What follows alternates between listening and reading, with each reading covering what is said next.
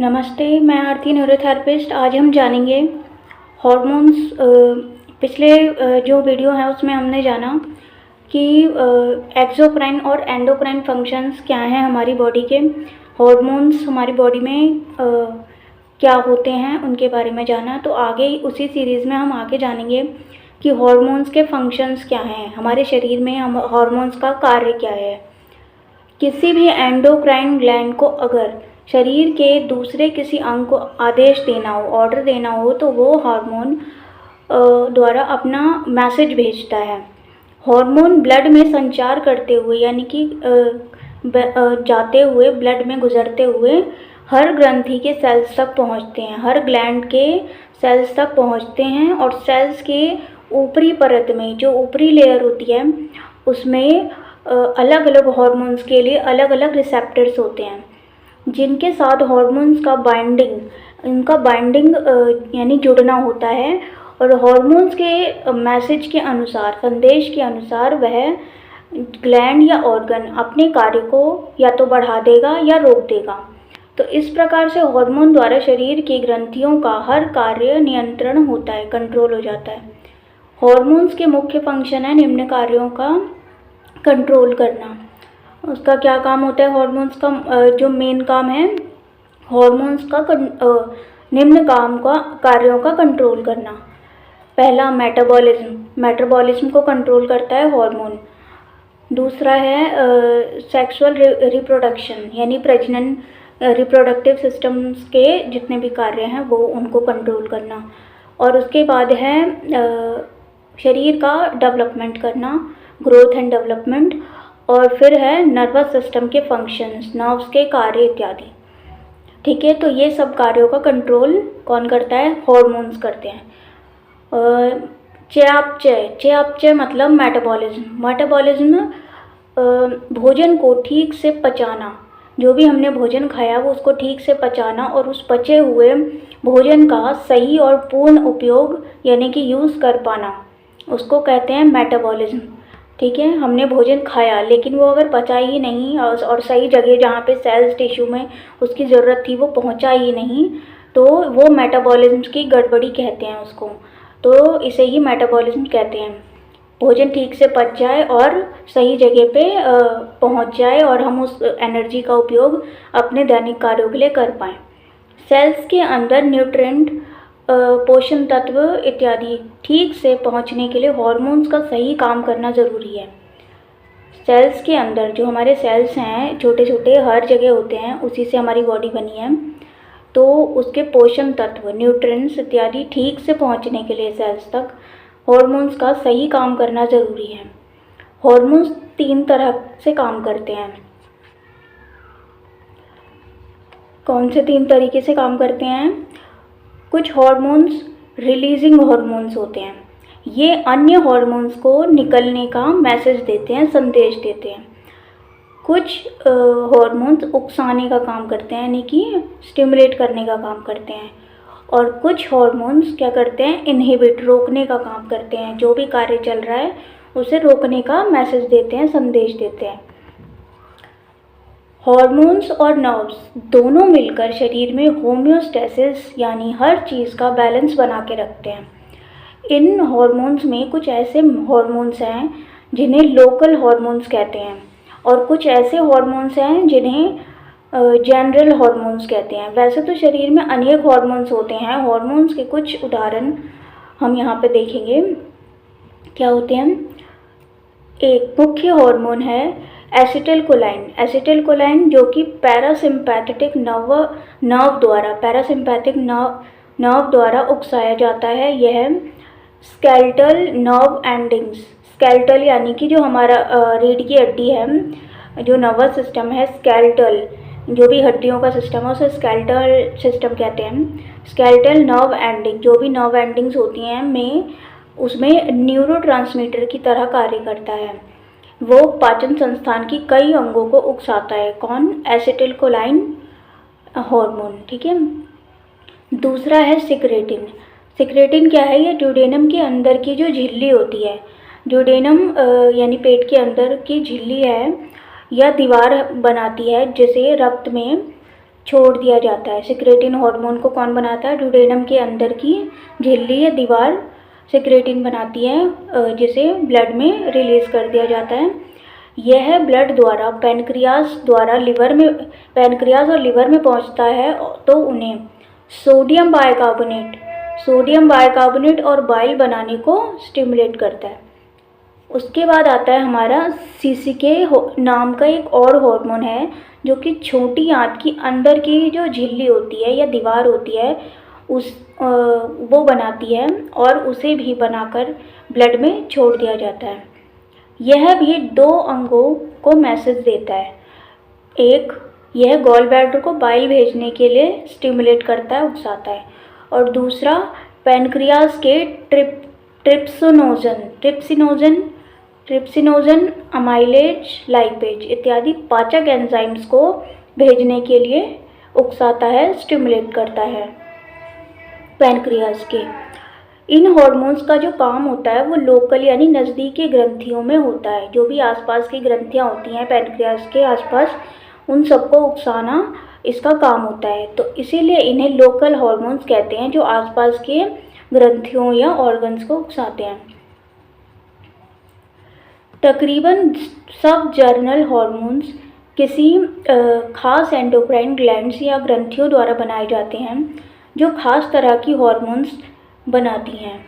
जैसा कि adrenal gland के मेडुला, जो एड्रिनल ग्लैंड हमारी किडनी के ऊपर टोपी सी ताज सी होती है, उसके स्ट्रक्चर की होती है, तो वो ग्लैंड मेडुला, उस ग्लैंड का जो मेडुला भाग होता है, 2 भाग होते हैं उसके, एक कॉर्टेक्स और एक मेडुला भाग एड्रिनल ग्लैंड के।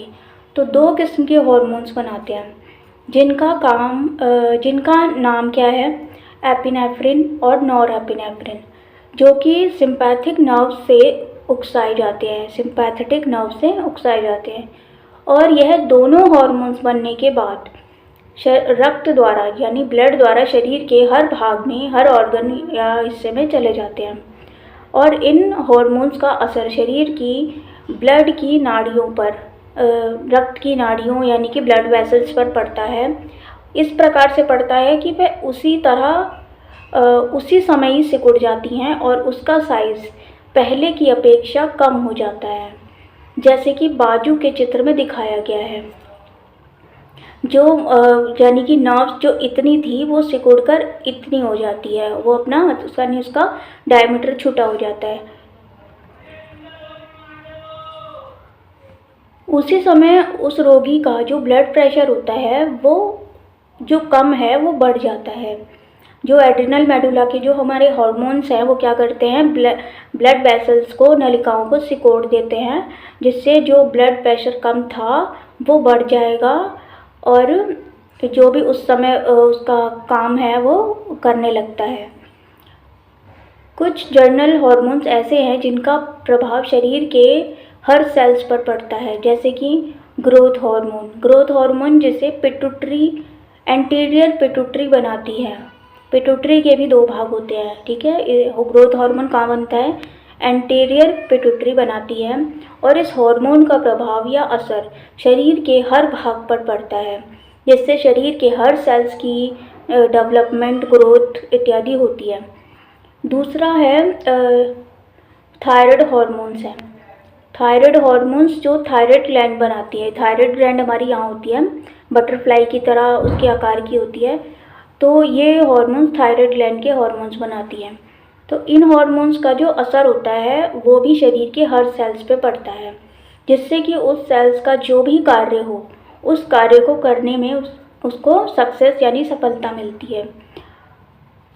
और वे सेल्स जो भी केमिकल बनाते हैं या जो भी काम करते हैं वे ठीक प्रकार से काम करेंगे।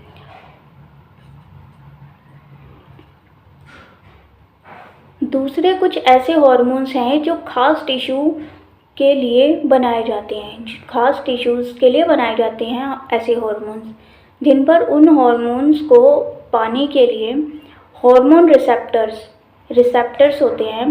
हार्मोन रिसेप्टर जो रक्त में गुजरते हुए, ब्लड में गुजरते हुए, विचरते हुए उन हार्मोन्स को पकड़ लेते हैं, यानी कि फटाफट उनको कैच कर लेते हैं, और ग्रंथियों को दे देते हैं, यानी कि जहाँ भी उसकी नीड होती है उस ग्लैंड को वहाँ तक ग्लैंड तक पहुँचा देते हैं उस हॉर्मोन्स को, जिससे ग्लैंड अपना कार्य ठीक से कर पाती है।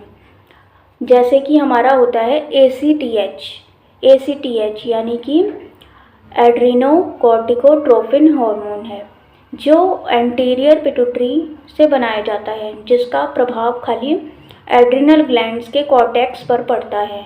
एड्रिनल ग्लैंड के दो भाग होते हैं, कॉर्टेक्स और मेडुला, जो हमारी किडनी के ऊपर ताज जैसी बनी हुई होती हैं ग्लैंड्स, तो उसके कॉर्टेक्स भाग पर पड़ता है ACTH का जो प्रभाव है। और इन हॉर्मोन्स के मिलने पर एड्रिनल कॉर्टेक्स स्टिमुलेट हो जाता है और वो एड्रिनोकोर्टिकल हार्मोन बनाना शुरू कर देता है, जिसके द्वारा प्रोटीन्स, ग्लूकोज, फैट्स पचना ठीक प्रकार से होने लगता है।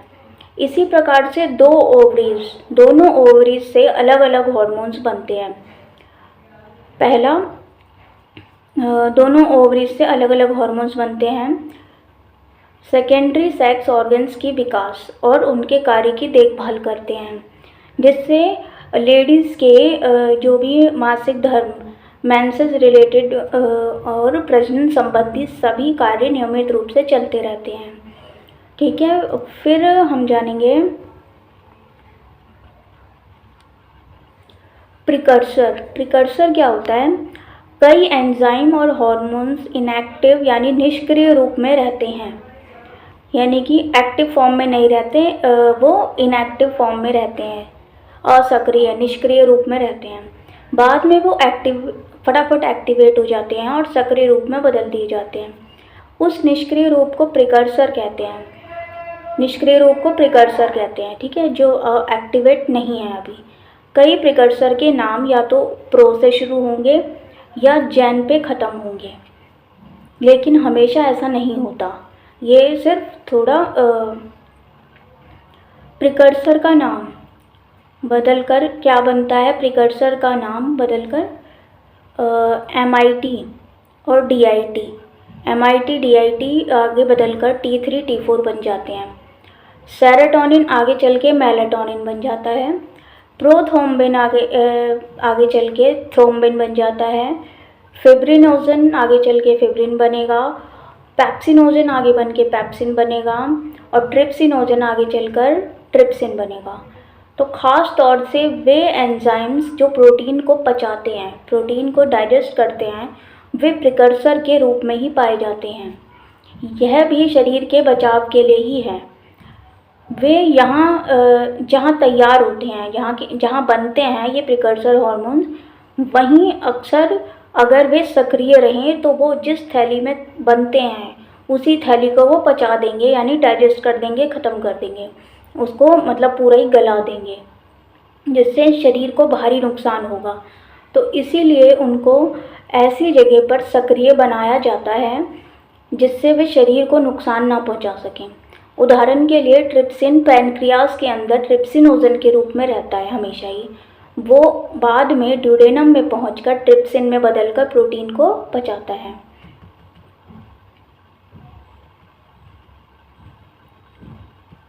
हॉर्मोन्स के कुछ विशेष कार्य। पहला, शरीर और सेल्स का डेवलपमेंट, विकास, ग्रोथ करना। शरीर में ग्रोथ के लिए इंसुलिन ग्रोथ हार्मोन चाहिए, इंसुलिन और ग्रोथ हार्मोन चाहिए, जिसके लिए पैनक्रियाज और पिट्यूटरी ठीक होना चाहिए। सबसे छोटे बच्चों के ब्रेन के विकास के लिए, सही डेवलपमेंट के लिए उनके थायराइड ग्लैंड के हार्मोन्स की ज़रूरत होती है। जो हमारा ये थायराइड ग्लैंड है बटरफ्लाई के आकार का, इसके हार्मोन्स की भी ज़रूरत होती है, क्योंकि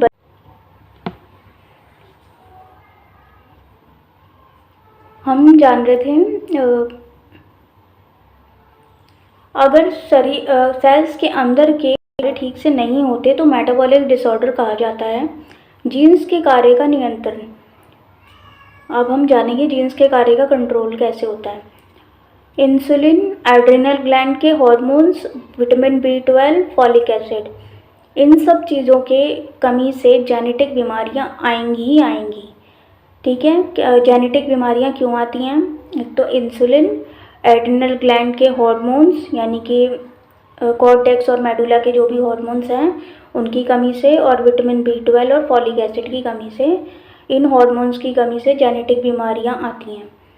अगला है एंजाइम्स के कार्य। एंजाइम्स के कार्यों का कंट्रोल करना, ये भी हॉर्मोन्स ही करते हैं, जिनमें 4 प्रमुख हॉर्मोन्स हैं।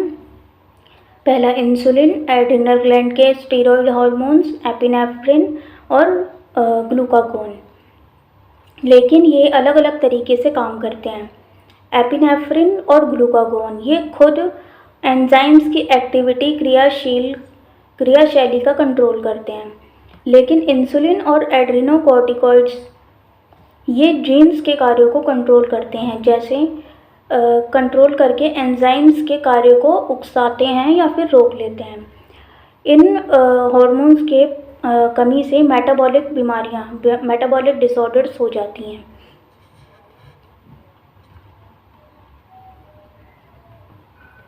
हॉर्मोन्स की काम करने की अवधि या समय, ये क्या होता है, कैसा होता है? Time for which action of hormones last. ध्यान रहे कि कुछ हॉर्मोन्स कुछ सेकंड्स में बन जाते हैं, कुछ हॉर्मोन्स कुछ सेकंड में बन जाते हैं, और कुछ उनका एक्शन यानी कार्य या फल भी कुछ सेकंड्स में ही मिल जाता है। कुछ दूसरे हॉर्मोन्स ऐसे हैं जिनके काम करने में महीनों लग जाते हैं। इसके 2 उदाहरण हैं। पहला, एड्रिनल ग्लैंड के अंदर के भाग को एड्रिनल मेडुला कहते हैं। ये 2 हॉर्मोन्स बनाते हैं, एपिनेफ्रिन और नॉरएपिनेफ्रिन। ये दोनों हॉर्मोन्स उकसाने के तुरंत बाद ही बन जाते हैं और उनका एक्शन भी तुरंत ही मिल जाता है, यानी कि वो तुरंत ही एक्ट भी कर लेते हैं, और ये बनने के 1 से 3 मिनट में टिश्यू इत्यादि में चले जाते हैं और समाप्त हो जाते हैं। यानी वो अपना टिश्यू और सेल्स जहाँ पे भी उनकी नीड होती है फटाफट काम करके वहाँ पे वो ख़त्म हो जाते हैं। तो और दूसरा है थायराइड ग्लैंड के बने हॉर्मोन्स T3 या और T4। थायरोग्लोबुलिन नामक प्रोटीन के रूप में थायराइड के फॉलिकल्स में महीनों पड़े रहते हैं। जब शरीर को इसकी ज़रूरत पड़ती है तो इनको T3, T4 हॉर्मोन्स के रूप में बदलने में घंटों या दिन लगते हैं। फिर जब टिश्यू में चले जाते हैं तो तकरीबन 1.5 महीने तक ये काम करते रहते हैं। हर हॉर्मोन्स के बनने का अलग अलग तरीका है और कितनी देर तक शरीर में इसका प्रभाव वह भी अलग अलग है। शरीर में हॉर्मोन्स की बहुत ही कम लागत है। कुछ हॉर्मोन्स इतनी कम मात्रा में होते हैं जैसे कि 1 मिलीलीटर ब्लड में सिर्फ 1 पाइकोग्राम यानी कि 1 ग्राम का 10 की घात 12, 10,000 करोड़वां भाग इत्यादि, यानी कि कुछ हॉर्मोन्स इतनी कम मात्रा में होते हैं। ध्यान रहे कि हॉर्मोन्स का बनना ही बहुत कम है, यानी कि बहुत कम मात्रा में बनते हैं। इतनी कम मात्रा में बनने के कारण ही पहले ज़माने में हॉर्मोन्स का टेस्ट करना भी बहुत कठिन था। हाल ही में कुछ वर्षों में रेडियो इम्यूनो एसे नामक एक नवीनतम टेस्ट द्वारा ब्लड में हॉर्मोन्स की मात्रा का पता लगाना संभव हो गया है। क्योंकि हॉर्मोन्स द्वारा शरीर की कई कार्यों को कंट्रोल होते रहता है, हॉर्मोन्स द्वारा शरीर की बहुत सारे काम का कंट्रोल होता रहता है, तो इसीलिए एंडोक्राइन ग्लैंड्स हमेशा ज़रूरत से कुछ ज़्यादा मात्रा में हॉर्मोन्स बनाती हैं। और उस दौरान जिस ग्लैंड के लिए हॉर्मोन्स बनाया गया हो वह ग्रंथि अगर सेटिस्फाई हो जाती है, संतुष्ट हो जाए, या उसको अगर हॉर्मोन्स की ज़रूरत नहीं हो, तो शरीर में ब्लड में उस हॉर्मोन्स की मात्रा नॉर्मल से ज़्यादा हो जाएगा, जिससे हाइपोथैलेमस को पता चल जाएगा और शरीर को उस हार्मोन की और ज़रूरत नहीं है। वो पिट्यूटरी ग्लैंड को उस हार्मोन बनाने के लिए रिलीजिंग हार्मोन नहीं भेजेगा। ठीक है, जो हाइपोथैलेमस है वो रिलीजिंग हार्मोन भेजता है पिट्यूटरी को, तब जाके जो हमारे जो आगे के हार्मोन्स है वो बनते हैं, पिट्यूटरी जब आगे आदेश देगा। तो ऐसे ही कोई हार्मोन्स, अगर कोई सेल कहीं यूज़ नहीं हो पा रहा किसी हार्मोन्स का और वो ज़रूरत से ज़्यादा बढ़ गया है हमारे शरीर में, तो क्या करेगा वो, हाइपोथैलेमस को संदेश जाएगा और पिट्यूटरी को संदेश जाएगा, हाइपोथैलेमस को संदेश जाएगा, फिर आगे वो पिट्यूटरी को मैसेज यानी कि हार्मोन्स निकालने का आदेश नहीं देगा और पिट्यूटरी आगे ऑर्गन को भी स्टॉप कर देगी। तो पिट्यूटरी ग्लैंड उस ग्रंथि के लिए स्टिमुलेटिंग हार्मोन नहीं बनाएगा, बाकी सारे हार्मोन्स बना देगा जिसकी शरीर को ज़रूरत है। इस प्रकार के नियंत्रण को क्या कहते हैं, नेगेटिव फीडबैक सिस्टम कहते हैं, कि कोई भी हार्मोन ज़्यादा हो गया है उसको रोकने के लिए हमारा जो ये पूरा फीडबैक सिस्टम होता है, ठीक है। जो ऑर्गन्स हार्मोन बना रहा है उसको पीछे से आदेश आ रहा है पिट्यूटरी से, पिट्यूटरी को आदेश आ रहा है हाइपोथैलेमस से, हाइपोथैलेमस को आ रहा है पीनियल से, ठीक है। तो ये एक वो स्टेप बने हुए हैं, ठीक है। अगर कोई हार्मोन ज़्यादा हो गया है तो वो ऐसे ही वो अपने ऊपर से ऊपर वालों को देता रहेगा संदेश कि अब हार्मोन्स बनाना, फिर वो आगे से ऑर्डर नहीं आएंगे नीचे।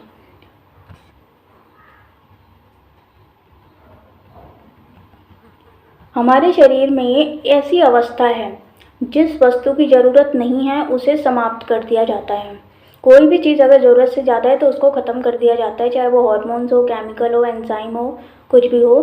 तो हमारे शरीर का कंप्यूटर यानी कि जो हमारा सिस्टम है वो बहुत अच्छा है और यह हरि की देन है, यानी भगवान की देन है, जिसका लाभ न्यूरोथेरेपी को बहुत मिलता है। जो पहले हार्मोन्स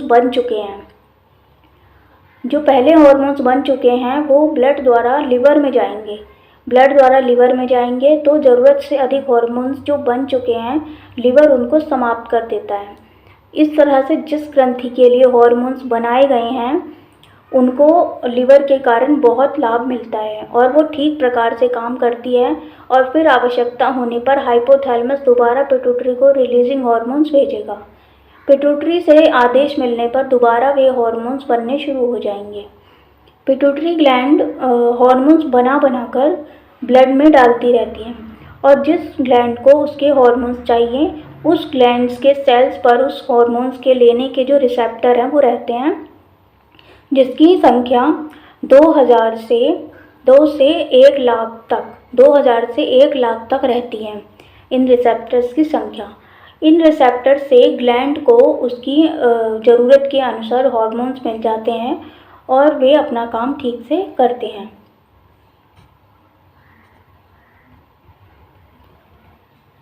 ध्यान रहे कि प्रोटीन, पेप्टाइड्स और कैटाकोलामाइंस के अलग अलग रिसेप्टर सेल्स के मेम्ब्रेन पर ही ऊपरी लेयर पर ही रहते हैं और स्टीरॉयड हार्मोन्स के जो रिसेप्टर हैं वो सेल्स के साइटोप्लाज्म में रहते हैं। साइटोप्लाज्म जो लिक्विड भरा होता है सेल्स के अंदर, जबकि थायराइड ग्लैंड के मेटाबॉलिक हार्मोन्स के जो रिसेप्टर हैं वो सेल्स के न्यूक्लियस में रहते हैं। सेल का जो केंद्रक होता है न्यूक्लियस सेंटर में होता है, तो वहाँ रहते हैं जो थायराइड ग्लैंड के मेटाबॉलिक हार्मोन्स होते हैं।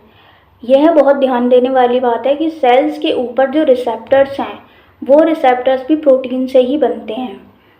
वे हमेशा एक जैसे नहीं रहते, दिन प्रतिदिन और मिनट प्रति मिनट यानी रोज़ और मिनट में बदलते रहते हैं, क्योंकि सेल्स का प्रोटीन बनाने का मैकेनिज्म भी ठीक होना चाहिए। प्रोटीन बनाने का जो मैकेनिज्म है, सिस्टम है, वो ठीक होना चाहिए। जो हमेशा ठीक होगा ऐसा नहीं है, कभी ना कभी तो वो इम्बैलेंस होता ही है। तो उन रिसेप्टर्स के मॉलिक्यूल्स अगर कम होंगे तो वो ठीक प्रकार से काम नहीं करेंगे और हॉर्मोन्स का जो इफ़ेक्ट है, वो प्रभाव है, वो ठीक से नहीं मिलेगा। इसीलिए टारगेट सेल्स का मैकेनिज्म, टारगेट सेल्स जहाँ पर हॉर्मोन्स का वर्क होना है, काम करते हैं, उनको टारगेट सेल्स कहते हैं। तो वहाँ मैकेनिज्म भी ठीक होना चाहिए, यानी कि ये पूरा सिस्टम ठीक होना चाहिए। आज के लिए इतना ही। नमस्ते।